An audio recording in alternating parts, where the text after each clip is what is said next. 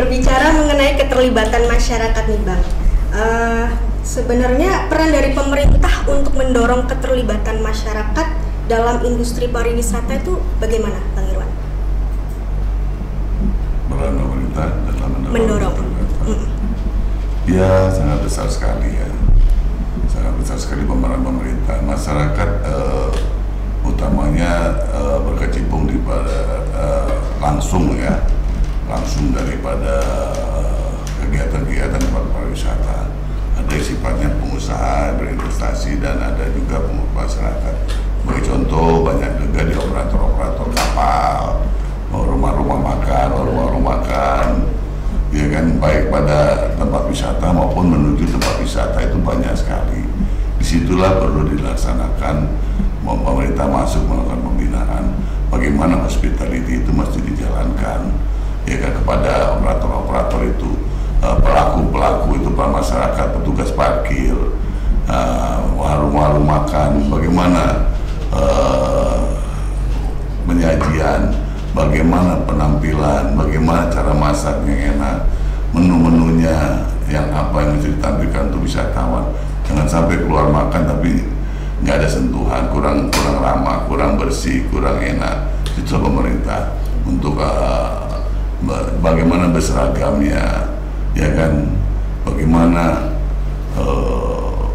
mandi dulu, rapi dulu, wangi dulu, bersih, kan enak lihatnya. Diseragamkan, itu pemerintah membina masyarakat, membina pengusaha-pengusaha kecil, UKM juga untuk melakukan pembinaan. Saya pikir kalau pertanyaan Mbak tadi tentang bayar beragam tadi, bayar 2 kali itu kalau di anggota putri nggak ada.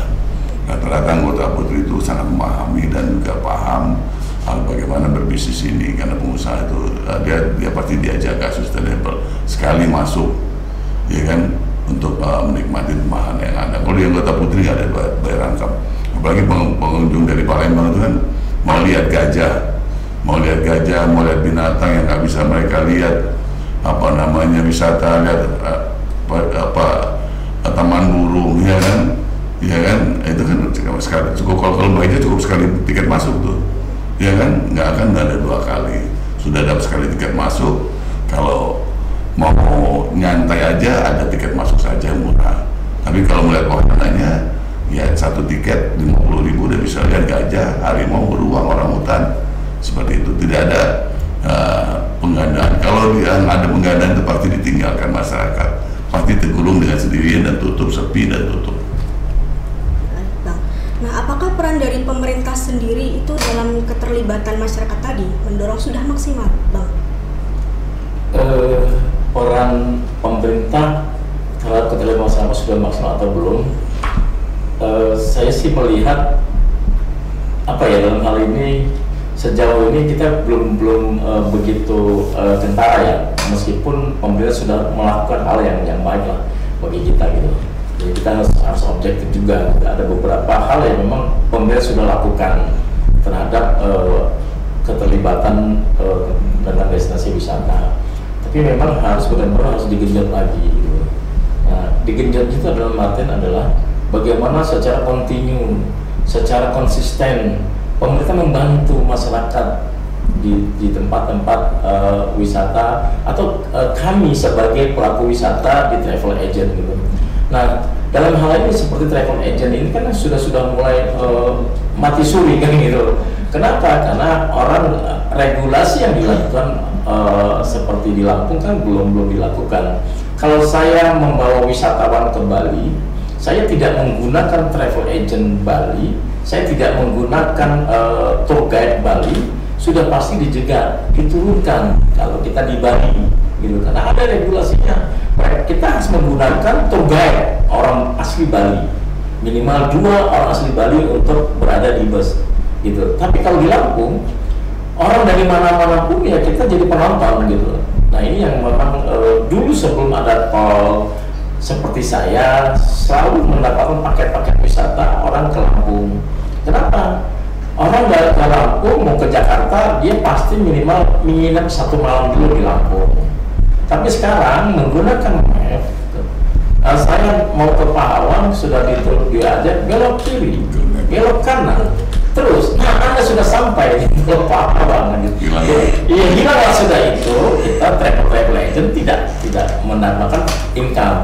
Nah, apa yang dilakukan dengan anggota kita tentang hal seperti itu? Akhirnya kita membuat paket-paket wisata yang memang kadang-kala kita di Lampung, kadang-kala kita juga membuat paket wisata keluar Lampung. Nah, ini yang harus benar-benar regulasi untuk melarang, tidak melarang ya, membatasi kebebasan tour guide dari Palembang dan dari mana-mana harus berkoordinasi dulu dengan tour guide yang ada di Lampung, sehingga kita sama-sama mengembangkan pariwisata secara sama-sama. Toh tidak mahal, tour guide itu kan dalam satu hari kan nggak mahal, soalnya cuma ratusan ribu lah gitu untuk meng-guide. Mereka pun hafal tentang bagaimana destinasi wisatanya, tentang bagaimana tempat-tempat wisatanya yang baik, makannya yang ciri khas Lampung kan mereka hafal. Nah, selama ini kan kalau tour guide dari luar daerah datang ke Lampung mengarahkan makannya masih di warung Padang, kan gitu, kan gak asik kan gitu. Sementara mereka mau makan kulineran di Lampung kan cukup pengen ciri khas Lampung itu seperti apa sih gitu. Itu yang diinginkan oleh wisatawan, bukan mereka dibawa kemudian mereka parkir di warung Padang, kemudian ya nggak ketemu. Sama aja di Palembang juga banyak warung Padang, di Bandung juga banyak warung Padang. Yang nggak ada warung Padang kan cuma di Padang sendiri, nggak ada warung Padang. Gitu. Baik. Kalau dampak pengembangan pariwisata terhadap UMKM sendiri bagaimana, Bang Irwan? Dampak pengembangan pariwisata itu sangat besar ya. Tentu outputnya adalah kunjungan. Pengembangan ya, tidak akan tumbuh dan berkembang kalaupun tidak ada pertumbuhan dalam kunjungan pariwisata. Kita lihat aja titik-titik sektor sentral di pertumbuhan pariwisata di Lampung Selatan itu menemukan ekonomi baru. Warung-warung bermunculan, warung makan bermunculan di Lampung Timur, di sisir barat, di Pesawaran. Bandar Lampung paling besar dia menikmati pertumbuhan UMKM-nya terhadap pertumbuhan pariwisata. Dengan apa? Dengan munculnya rumah-rumah makan, dengan munculnya penginapan kecil, OYO, kita sebut saja lah, homestay, itu menemukan, terus tempat-tempat makan, bermunculan fenomenal itu kan titik-titik oleh-oleh, ya kan, makanan khas Lampung seperti bilang Pak Adi tadi. Kita sebut aja pindang Lampung, bulin, itu kan setelah itu muncul bidang-bidang yang lain, ya kan, itu juga UMKM menciptakan musim-musim durian. Saat ini ada spot-spot durian, kita sebut aja Saburai durian, kita sebut juga Belehong, juga musim durian ini di titik-titik mengarah ke tempat wisata seperti Batu Putu dan lain-lain, orang cari durian. Ini kan pertumbuhan pariwisata yang bereksis pada UMKM, termasuk kerajinan tangan. Ini kan juga dibutuhkan wisatawan. Bakso Sony muncul, kita belum tahu di Lampung Selatan muncul rumah makan apa nih yang fenomenal, ya kan? Tidak hanya makan Padang aja sekarang ini, ya kan? Orang Palembang yang kangen masakan pindang, ya bisa ke Saburai durian juga. Kan Palembang juga kan ada makanan lain. Betul Pak Di? Iklan juga saya lihat ini ya. Ya kan? Ya kan? Oke. Gitu Pak. Jadi pertumbuhan pariwisata itu seiring sejalan dengan pertumbuhan UMKM. Kalau pariwisatanya tumbuh, UMKM-nya tumbuh. Itu udah pasti. Tapi apakah itu sudah dirasakan oleh UMKM, Bang? Mengenai pertumbuhan pariwisata itu meningkat, terus UMKM-nya juga meningkat, gimana? Ya, UMKM itu kan bagian dari pariwisata. Jadi orang belanja ke seperti sentral keripik yang ada di Gang PU, itu kan pasti orang luar daerah. Dampak dari orang kita bawa wisatawan itu mereka belanja ke tempat wisata, tempat sentral UMKM. Sebagai contoh, maksudnya ada baru kita sebut lagi Keripik Sinta, kemudian ada Aska. Itu selalu ramai dikunjungi sama orang-orang yang luar daerah. Nggak mungkin orang yang kecil lah, kalau orang baru langsung nggak mungkin dia beli dengan berbes gitu kan gitu. Nah ini yang memang harus benar-benar kerjasama juga dengan karena memang kami juga di travel agent itu kerjasama dengan sentral UMKM oleh-oleh, karena kita selalu membawa wisatawan itu ke sentral UMKM yang memang mereka goreng di situ, nyicip di situ. Ini yang sudah mereka teman-teman UMKM ini sudah mulai paham bagaimana minat wisatawan.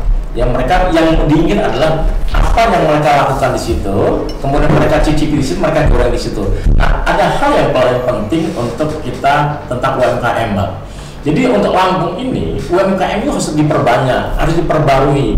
Buah tangan oleh-olehnya ini yang harus diperbarui. Kalau saya ada uang 200.000, saya hanya belanja 2 tapis selendang tapis. Saya tidak bisa membawa untuk tetangga, saudara-saudara yang ada di keluarga saya. Tapi kalau saya 200.000, saya ke Yogyakarta, saya sudah dapat bisa 10. 100.000 bisa dapat 5, 100.000 bisa dapat 6 kaos. Tapi kalau saya ke Lampung cukup mahal. Kenapa? Karena tapisnya mahal. Buah tangan Lampung itu yang paling utama adalah orang kan melihat tapisnya.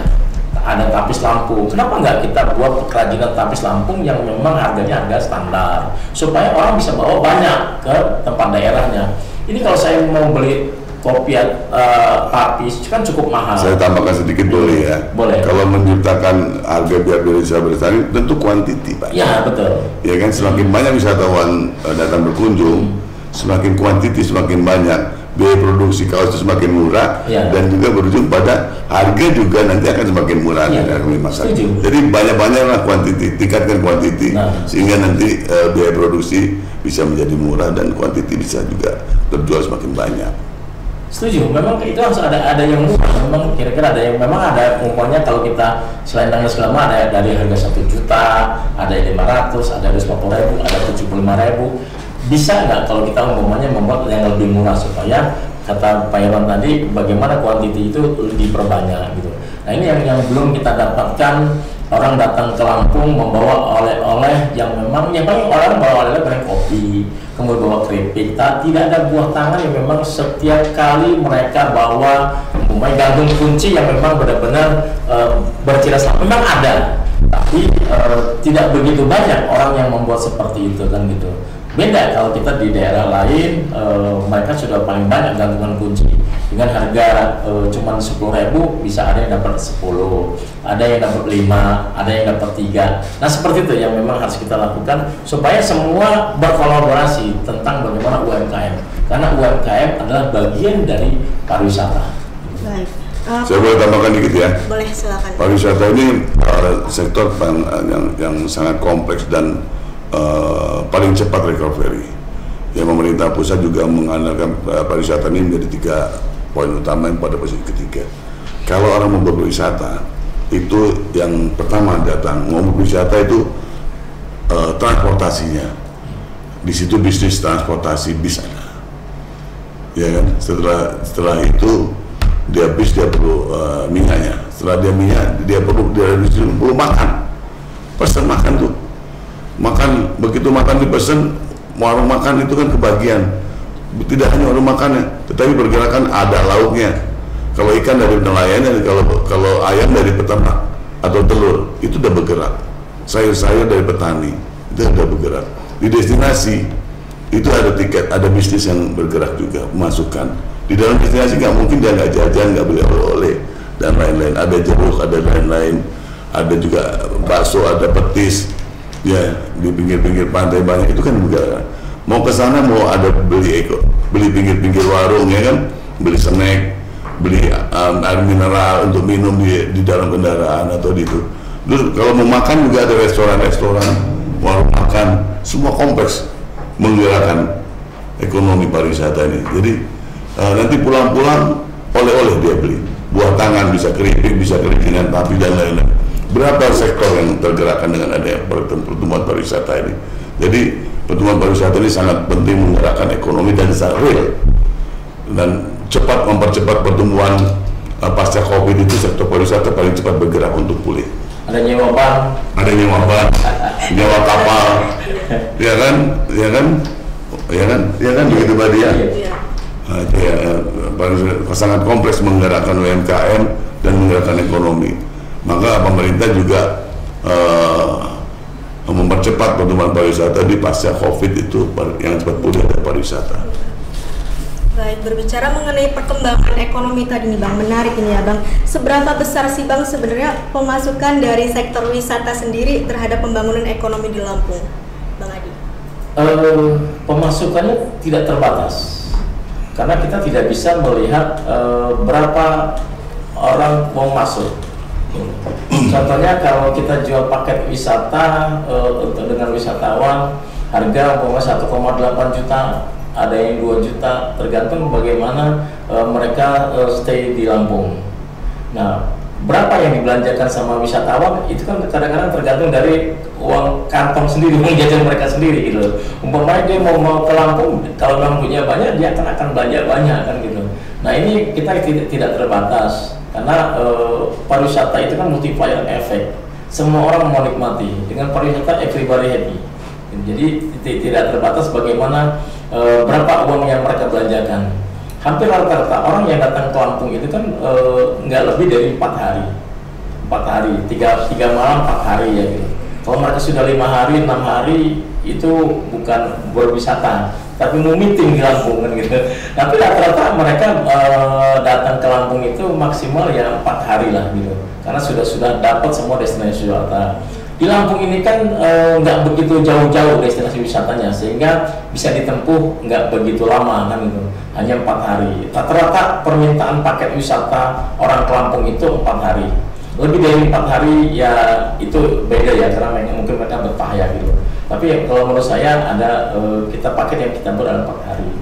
Kalau untuk hanya Lampung Selatan, Bandar Lampung, Lampung Selatan, Pesawaran itu tidak begitu lama lagi. Nah, tapi memang mereka membelanjakan uangnya tergantung dari uang saku masing-masing. Kalau mereka ada penghemat yang mereka menjadikan backpacker ya. Jadi menyeberang hanya dengan 75.000 dari Bakahuni ke Lampung, kemudian dia pakai bus, itu kan ada beberapa paket-paket yang backpacker. Yang memang mereka naik mobil-mobil yang bak terbuka. Ada yang melakukan itu juga ada gitu, sehingga yang paket murah. Ada paket mahal juga ada. Jadi tergantung dari paket yang wisatawan inginkan gitu. Ini kadang-kadang kan karena kita ingin paket yang murah, ambil paket murah, tiba-tiba adalah terjadi terlantar. Nah, ini yang harus sebenarnya kita sama-sama kita hindari seperti itu. Betul Bang. Nah, tapi apakah itu sudah dirasakan Bang terhadap pembangunan ekonomi dari sektor pariwisata itu? Gimana Bang Irwan? Pembangunan ekonomi? Dari sektor pariwisata ini, pembangunan ekonominya sudah dirasakan belum sih Bang? Sangat dirasakan. Sangat dirasakan pembangunan dari sektor pariwisata, menciptakan lapangan kerja, memberikan pemasukan bagi pemerintah, dan juga menggerakkan ekonomi, ya kan? Dengan adanya pembangunan pariwisata sangat dirasakan apa? Nah, tumbuh tukang-tukang perahu, tukang ban, kafe-kafe kecil, ya kan? Dari pembangunan pariwisata itu, ya kan? Terus apa namanya, oleh-oleh, ya kan? Terus pertumbuhan pariwisata, penjualan pajak PB1, rumah makan, restoran, itu kalau pariwisata tumbuh kan banyak orang makan, orang wisatawan jajan kan dapat pajak. Penjualan kamar-kamar dari untuk hotel, sektor hotel yang masuk ke minat di kota Bandar Lampung itu kan memberikan satu kontribusi pemasukan. Pajak-pajak hiburan yang dipungut itu kan juga memberikan satu masukan. Usaha-usaha pajak dari perusahaan yang bergerak di pariwisata, PBB itu kan dibayar semua, sangat menggerakkan. Multiplier effect yang berdampak langsung pada perekonomian masyarakat itu juga terjadi. Muncul kalau seputaran Lembah Hijau, dulu siapa yang tahu Lembah Hijau saat kami buka. Setelah kami buka, warung oleh-oleh, warung makan, kios-kios durian tumbuh di situ karena tumbuh. Ada kunjungan, ada perlintasan, ada traffic masyarakat yang berwisata dan memerlukan needs beberapa item, perlu makan, perlu snack, perlu oleh-oleh, itu kan menumbuhkan ekonomi yang tumbuh secara langsung yang dirasakan. Baik. Nah, saya mau coba berbicara ke hidden gem nih Bang, wisata tersembunyi ya Bang ya. Kalau dari hidden gem itu sendiri, contoh tuh misalkan kalau di Lampung Tengah ada Curug Lestari, kemudian di Lampung Selatan ada Way Tebing ya, Way Tebing Cepa ya Bang ya. Gimana sih Bang pengelolaan yang baik terhadap hidden gem ini biar nggak merusak lingkungan gitu Bang? Kalau menurut Bang Adi sendiri bagaimana? Ya, wisata itu yang paling baik adalah wisata yang sustainable, yang berkelanjutan. Jangan merubah hal yang memang kira-kira kalau mau membangun jangan menebang pohon, membangun jangan merusak alam. Itu yang kita inginkan. Kenapa wisatawan mancanegara tidak hadir di Lampung? Karena ada beberapa wisata yang memang merusak, gitu. Dia membangun kemudian dia gusur semua, kemudian dia membangun bangunan baru sehingga itu akan merusak. Wisatawan mancanegara menginginkan ada wisata yang memang natural, yang memang tidak merusak, itu pasti dikunjungi. Kalau wisata yang merusak itu akan wisata yang memang sesaat. Umpamanya ada di beberapa yang disebut tadi itu. Kalau itu dilakukan, kita berharap lakukanlah secara alami, karena itu akan dikunjungi. Kalau dia merusak kemudian membangun bangunan baru yang memang tidak pada tempatnya, sulit untuk dikunjungi. Mungkin sesaat saja. Ada beberapa di Kota Lampung, gitu. Kita membawa wisatawan, kita selalu dikomplain, kok ini udah digerus ya, kok ini sudah ini yang mana pohonnya gitu. Nah ini ya wisata yang memang yang sekarang sudah mulai orang datang ke Lampung itu yang dicari adalah wisata yang tidak merusak, wisata yang alam. Itu yang dicari semua. Gimana Bang Irwan, ada tambahan? Wisata itu tempat yang indah dan cantik. Tidak ada tempat wisata itu yang gersang. Selalu vegetasinya ditambah, ditanam dan dipercantik. Kalau perlu taman-taman bunga yang cantik. Jadi kalau terhadap hidden gem tadi ya lakukan, vegetasinya dijaga sehingga ada keunikan, ada kerindangan di situ, keteduhan di situ. Apalagi yang sumbernya dari mata air. Tentu vegetasi yang menyerap dan menyimpan air seperti bambu-bambuan boleh ditanam. Ya kan, di hulunya jangan banyak ditebang, karena kalau di hulunya ditebang mata airnya akan hilang. Ya, nah, itu terus bikin secara natural, ya kan, ditertibkan, mempunyai jiwa hospitality. Jangan apa namanya sementang-mentang orang kampung situ mau sagu-agu. Jiwa hospitality, ramah terhadap tamu.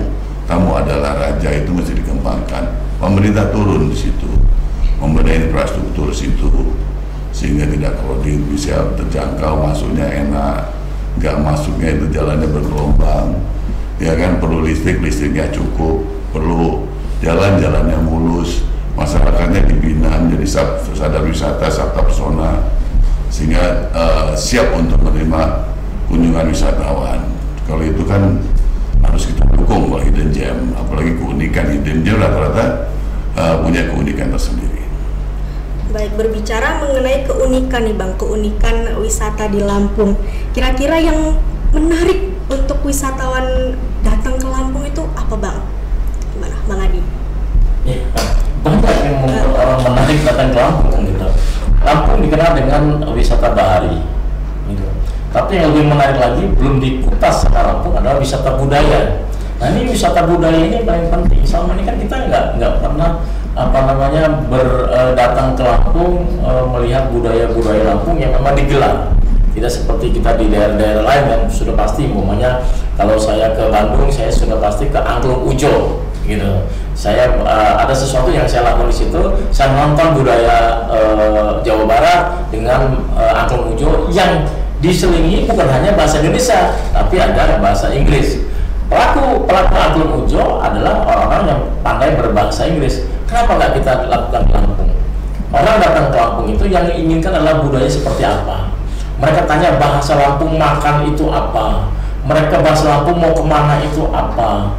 Kemudian bahasa Lampung itu kalau kita mau tidur itu apa. Itu yang memang harus dijelaskan oleh wisatawan. Pasti kalau memang seperti itu, biasanya bahasa Lampung itu akan dibawa ke daerahnya gitu, ketika mereka berkomunikasi dengan orang di daerahnya gitu. Ini yang harus perlu. kemudian tari-tarian Lampung yang harus dieksplor terus, budaya-budaya Lampung yang harus benar-benar dilakukan secara terus-menerus. Nah, ini yang metode orang berwisata menginginkan bukan hanya keunggulan baharinya, kemudian pegunungannya, alamnya, tapi menginginkan adalah budaya Lampung itu sendiri. Salah satu yang membuat tertarik adalah budaya yang memang yang ada di Lampung. Nah, kalau wisata budaya di Lampung sendiri sebenarnya sudah berjalan belum sih Bang? Gimana Bang Irwan? Kalau wisata budaya di Lampung?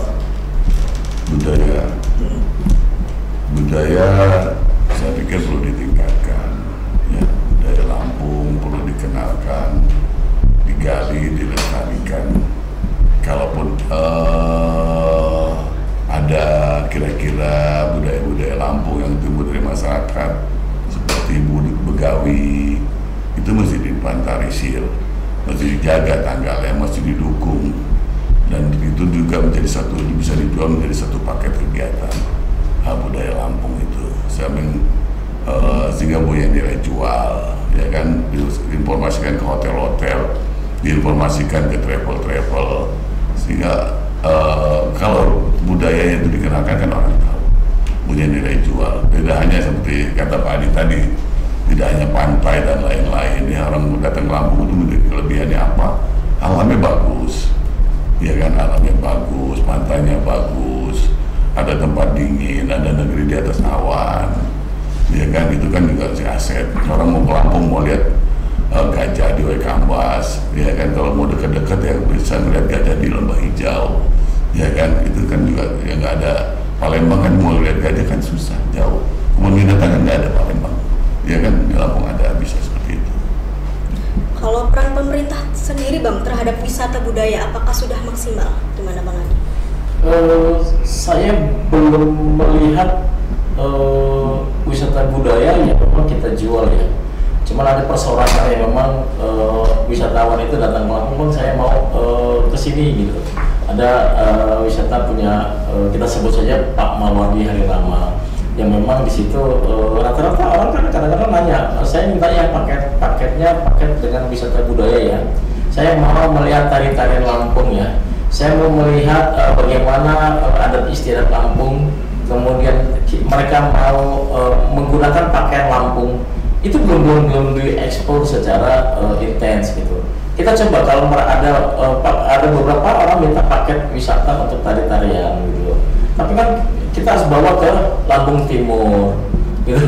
Ada Lampung Timur, tapi itu kan harus pesan dulu kan gitu. Telepon dulu, tolong disiapin tari-tarian yang beda kita di daerah lain. Kalau kita mau ke situ, kita sudah ke situ sudah ada tari-tarian, sudah disajikan tari-tarian. Saya ke Jakarta pun kalau saya bawa wisatawan di tempat restoran itu dia sudah membuat sebuah tari-tarian, sudah paketnya makan ikut nonton tari-tarian. Nah, ini yang harus dilakukan sama Lampung gitu.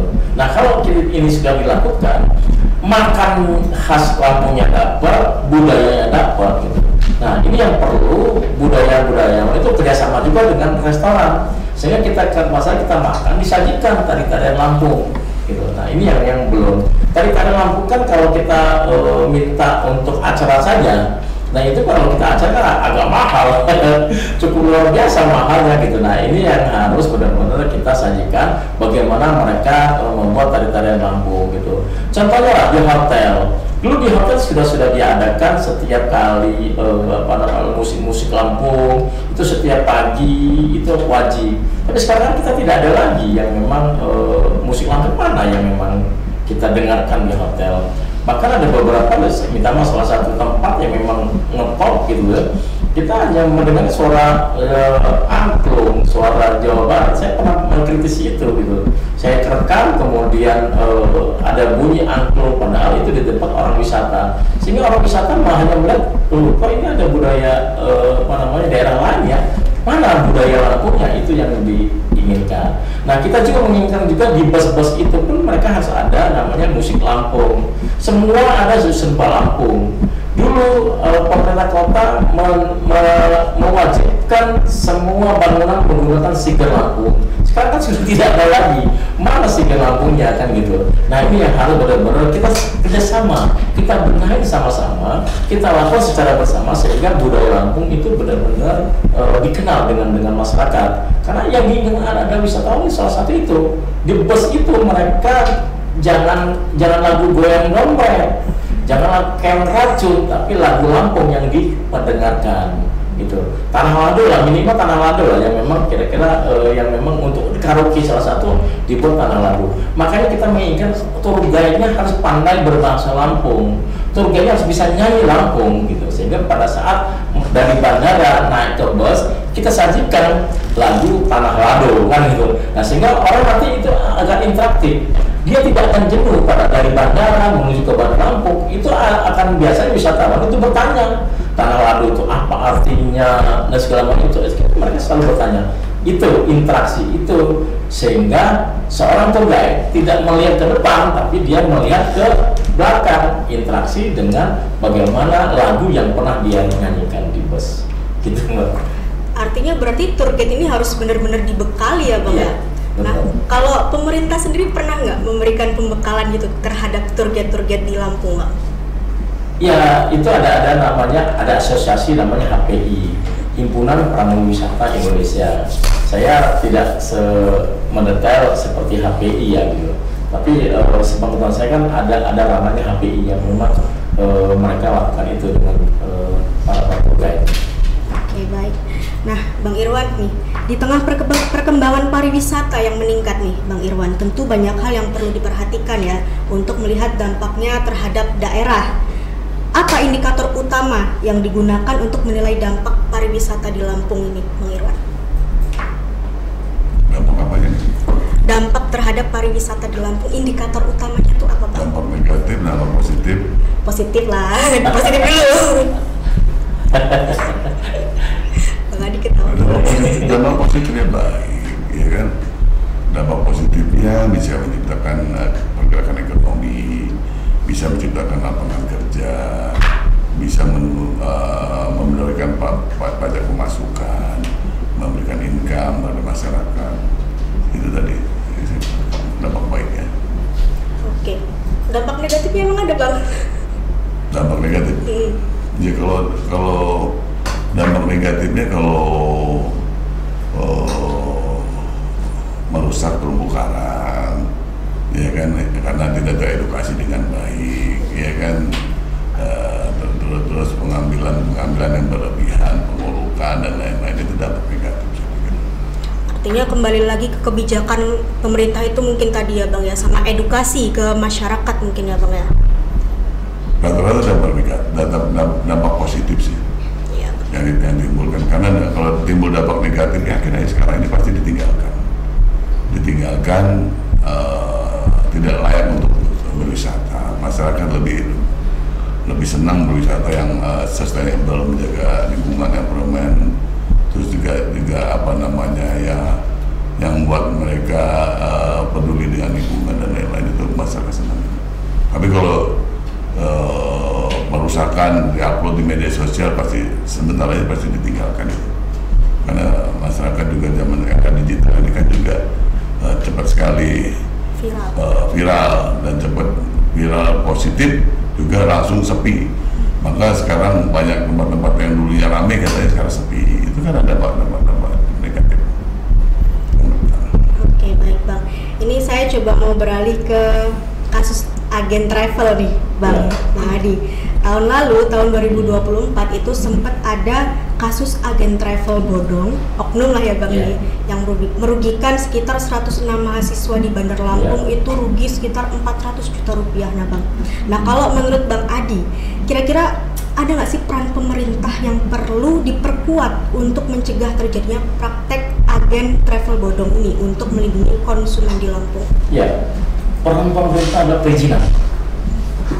Izin travel itu sekarang orang hanya dengan modal laptop, kemudian bisa media sosial, online sudah bisa mendirikan travel. Ini yang harus benar-benar harus travel itu pertama harus ada kantornya. Jadi ini peran pemakai agent travel pun harus nggak bisa seenaknya gitu, dengan harga murah langsung memakai agent travel tersebut gitu. Karena harga murah, dia coba untuk menyetorkan uangnya. Nah, menurut saya harus dilihat dulu rekam jejaknya travel agent itu. Kalau sudah dilihat rekam jejak travel agent itu, masuk akal nggak harganya, gitu. Kalau masuk akal, berarti ini benar kan gitu. Harus dilihat dulu rekam jejaknya. Kemudian kalau harganya murah, umumnya dia pakai cuma 1,2 juta, dia ke Bandung, Jakarta, kemudian Jogja, nggak masuk akal kan gitu. Harga bus aja satu hari, bus itu kan kita sewa sekitar 4,5 juta sampai 5 juta per hari. Kalau paketnya 9 hari itu sudah berapa uang gitu. Nah, ini yang memang harus benar peran pemerintah untuk membuat formula perizinan tentang travel agent. Jangan sampai gara-gara nilang setitik rusak susu sebelah kan gitu. Gara-gara satu travel agent umpamanya yang memang oknum, semua travel agent orang tidak menggunakan lagi. Nah, sekarang akhirnya apa? Orang-orang study tour, kemudian orang-orang mau lakukan perjalanan, akhirnya tidak menggunakan travel agent gara-gara beberapa travel agent yang melakukan kesalahan. Ini yang harus diperbaiki tentang perizinan.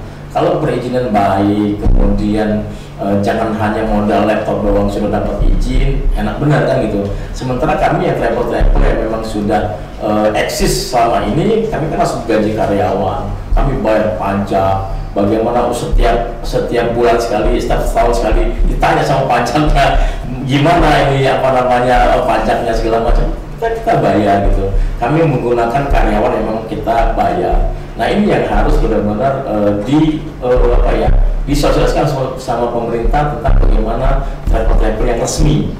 Gunakan travel resmi, jangan tertipu daya dengan travel yang hanya membayar murah. Jangan TTD, rata-rata kan pakainya TTD, tanya-tanya doang gitu. Dulu tanya-tanya doang, kita jadi perbandingan, harga berapa 3,5 juta, tiba-tiba ada yang harga 1,5 juta, diambil 1,5 juta. Nah, itu akan terjadi penipuan. Mereka tidak lihat bagaimana kredibilitas travel agent itu. Gitu. Karena harga murah itu tadi ya Bang ya, tergiur gitu ya. Tergiur dengan harga murah, akhirnya amsyong gitu. Ketipu. Oke, nah Bang Irwan, Bang Adi, kita nggak kerasa nih udah di penghujung episode ya. Tapi sebelum saya closing podcast hari ini, apa masukan buat pemerintah nih Bang untuk mengembangkan sektor wisata di Lampung? Silakan Bang Irwan. Masukan untuk pemerintah menjadi blueprint yang jelas, program yang jelas. Terus berpromosi, terus konsisten membuat program-program kegiatan yang itu interkoneksi dengan hal-hal yang lain yang bisa mendatangkan benar-benar wisatawan yang datang, benar-benar datanya nanti bisa terdata dengan baik, ya kan? Karena pertumbuhan pariwisata ini sangat tergantung bagaimana pemerintah memfasilitasi, permudah izin, ya kan, infrastruktur dibenahi, berpromosi, ya kan, jangan membuat program yang hanya hura-hura tapi nggak mendatangkan feedback yang kunjungan wisatawan. Karena